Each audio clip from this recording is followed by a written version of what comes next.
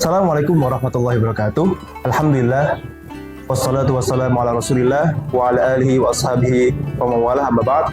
Asyhadu an la ilaha illallah wahdahu la syarikalah wa asyhadu anna Muhammadan abduhu wa rasuluh la nabiyya wa rasulah ba'dah. Bertemu kembali bersama saya di Kultum Cinta Ramadan bersama Ashifa Pharma Group Indonesia. Bulan puasa adalah ibadah yang spesial. Bulan puasa adalah ibadah yang tidak hanya memerlukan waktu yang panjang, tapi juga memerlukan effort yang lebih. Karena kita di sini adalah menahan diri kita dari nafsu, menahan diri kita dari makan dan minum dan hal-hal yang membatalkan puasa. Oleh karena itu, ibadah puasa ini adalah ibadah yang tidak semua orang bisa melakukannya.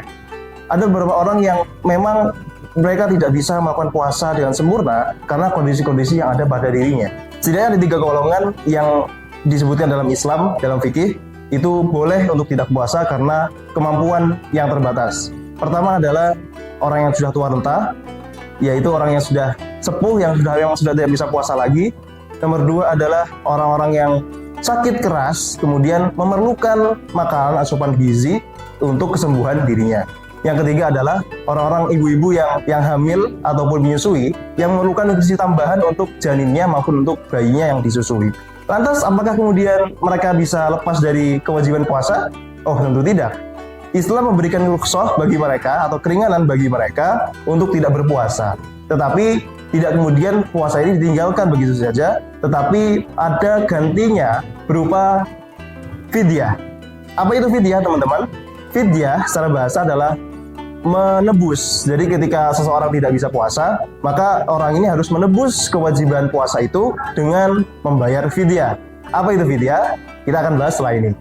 Allah SWT berfirman dalam surat Al-Baqarah, wa 'alal ladzina yutiqunahu fidyatun ta'amu miskin. Bagi mereka orang-orang yang kesusahan untuk melakukan puasa, maka boleh bagi mereka untuk membayar fidyah, yaitu memberi makan bagi orang-orang yang miskin atau membutuhkan. Fidyah ini dalam fikih disebutkan adalah membayar sejumlah makanan berupa makanan pokok yang ada di daerahnya.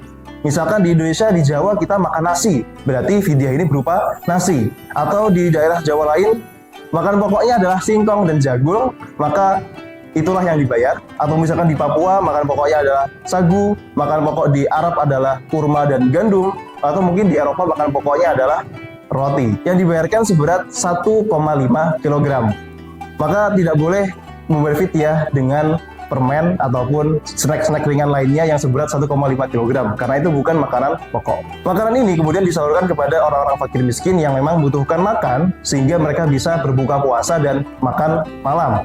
Akan tetapi di Indonesia sendiri, alhamdulillah, sudah ada keringanan, kemudahan dari lembaga-lembaga yang ada di Indonesia berupa lembaga-lembaga amil zakat yang menyediakan jasa membayar fidyah. Kita ambil contoh misalkan pada Basnas, Badan Amil Zakat Nasional, mereka menyediakan jasa pembayaran fidyah yang untuk di DKI Jakarta sebesar Rp60.000. Jadi memang ulama memperbolehkan membayar fidyah berupa nominal uang yang kemudian diserahkan kepada orang-orang yang bertanggung jawab, seperti Badan Amil Zakat tersebut. Nah, apakah fidyah ini kemudian dibayar sepaket 1 bulan Ramadan?